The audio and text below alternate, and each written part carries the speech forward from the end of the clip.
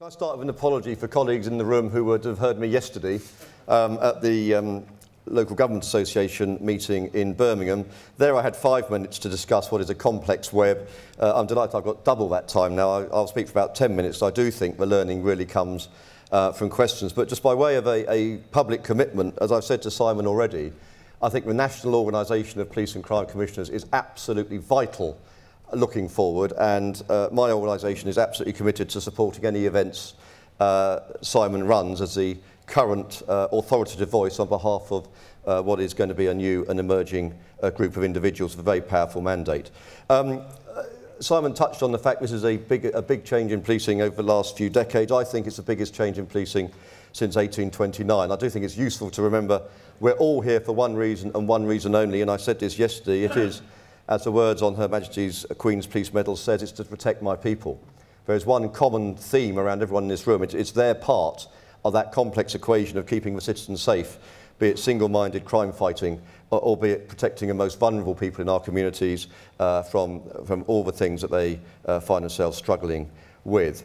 We're trying to do this against from a model of policing based in the 20th century, merged in 1962 of 44 forces, 41 of which will have police and crime commissioners, but we're dealing with 21st century threats.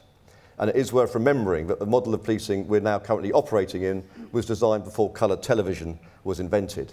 Never mind the internet, organised crime, international crime, cybercrime, the list goes on. So we have to work together through reflecting on the British model, which requires absolutely an embedded frontline local policing service, but recognising that some of these matters are best dealt with once through national structures. And I think that's a big tension that police and crime commissioners will find themselves struggling with when they take office. And we will work very much with those individuals to make sure we get the understanding, the clarity and the commitment to national threats, because it's getting that message across that we keep local citizens safe in their local neighbourhoods, their local villages, through a substantial commitment at the national level against terrorism, organised crime, public order, and the list goes on. So if I can touch very briefly on the national structures and how I see that perhaps coming together, well, the law is very clear on our respective roles, be it the role of a chief constable and the role of a police and crime commissioner.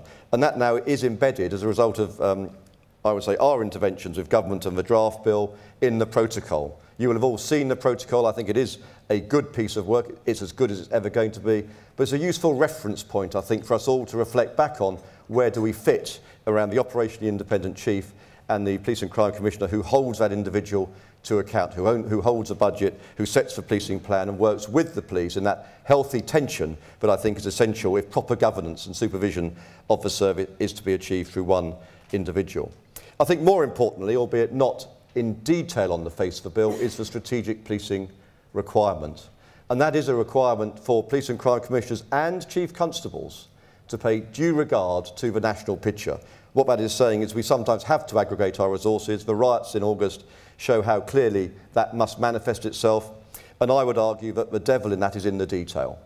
The current draft is simply inadequate in terms of giving you the clarity you need and us the clarity we need to operate together against the national threat. And I'm still engaged in meetings, active meetings with government, Her Majesty's Chief Inspector of Constabulary, the Met Commissioner, the police authorities and the Embryo Association. And we have what I see as a critical meeting next week to make sure we really establish what must go in to that so we know what we are dealing with and what we must contribute to the national picture, recognising the importance of local policing. We're not there yet.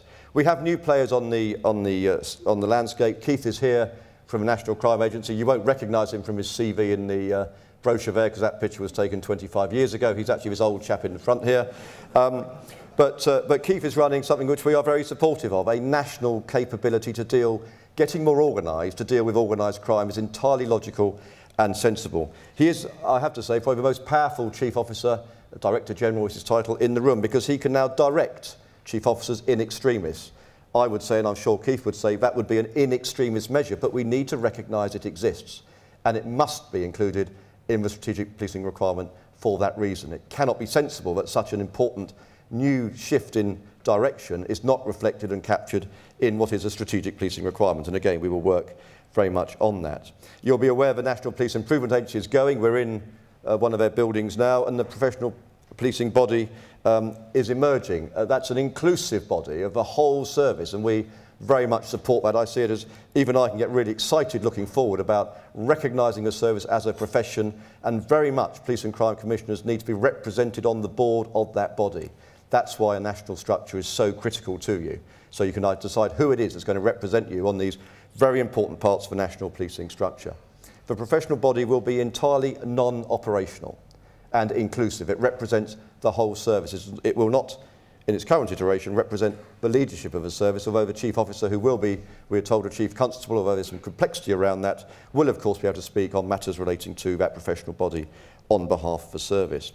And then finally we have this thing called ACPO, which is a strange and eclectic mix, I have to say. It's emerged over the last 140 years, but it does bring the 44 chiefs together in a way that allows us to organise against those national threats. It's the leadership of the service, and I would see a critical relationship looking forward between the Simons organisation as it currently stands, the interim body of police and crime commissioners, and the new, whatever you decide to set up yourselves. I think the Minister is very keen that those elected decide what they want.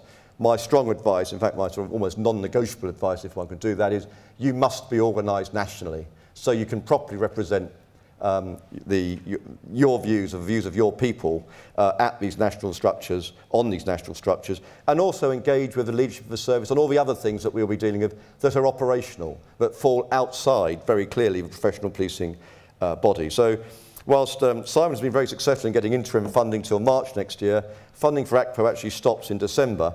My reassurance to you is we will still be around for the next few years to make sure that relationship continues and we build on it, and I think we move forward very much together. Chiefs Constables Council will remain, ACPO Chiefs Council will of course remain, because that's where the final operational decisions still have to be made. And again, we've had some very useful meetings with a wide body of people from the current police authorities and the emerging Police and Crime Commissioner interim body on how that relationship works when we are making very hard choices about, for example, how much can we commit to public order. What I do know, as the current president of ACPO, is I'm not prepared to be in a position where I walk into Cobra in a crisis and say to the Prime Minister, I'm sorry, Prime Minister, I don't know what we collectively can mobilise, for example, in relation to public order, for example, in relation to a terrorist multi-site attack. And my sense is police and crime commissioners would not want to be in their position either. And that's why we need to get that sort of critical clarity. So I think what I can say on behalf of my colleagues who I have a privilege of representing, we're looking forward very much to this new challenge. It will work, it has to work, because we have to keep citizens safe. My advice, dare I give advice, to those who are elected is that critical relationship with your own chief officer, and that healthy tension is very, very important. A cosy relationship will be a disaster for us and a disaster for you. Thank you very much indeed.